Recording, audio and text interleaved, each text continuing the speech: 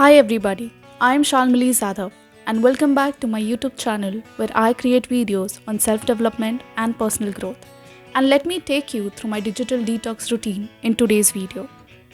My first digital detox tip remains to be spend digital-free mornings. Spend time with yourself, quiet your mind, anticipate your long and short-term goals and set your intention right. When I settle down to work, the first thing I make sure is to arrange my workspace. After arranging the workspace, I make sure that I keep my mobile on flight mode. This is to make sure that I avoid all the disturbances that my social media notifications or other app notifications might give me. If keeping mobile on flight mode is not possible for you, at least make sure that you keep off the notifications of the apps that might disturb you. If I need my mobile while working, I go to the settings and turn off the notifications of the apps that disturb me. If both these tips aren't working for you, what you can do is to keep your phone out of your sight, out of your mind.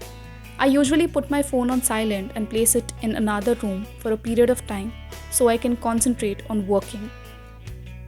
The next tip would be to turn your laptops and your phones on a grayscale. Now when you start working, that means when you actually start working on your laptops or your phones, make sure to reduce the brightness of your laptop screen or your phone screen. This prevents from having some adverse effects on your eyes. Overexposure to a bright skin causes us to experience something termed as digital eye strain, which manifests itself as headaches, blurred vision, and red and strained eyes. You can't constantly get stressed after hearing your incoming mail pings, and that is why here's what I do. I divide my schedule into two parts, first half and second half, and I make sure that in both the halves I keep at least 15 or 30 minutes for checking my mails, reviewing them and replying to them. This helps me from preventing the stress that I get because of the incoming mail pings, and that I don't always go to my inbox and keep on checking my mails. My next tip is to turn to a dumb watch. An old-fashioned watch will give you one less reason to constantly check your phone. We live in an attention economy where social media platform is competing for our attention.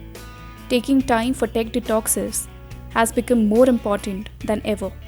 I place blocks of device-free time in my schedule to prioritize self-care and live in the moment.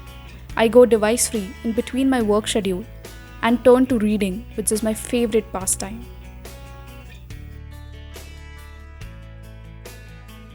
Make time for periods of digital detox and write them down as you would any other appointment. Here's what I'm doing. Planning for a week where I write down my most priority task on each day. And one of the days I keep reserved for the week is for going on a take fast. During my take fast, I won't be using any of the devices and would be just spending time offline.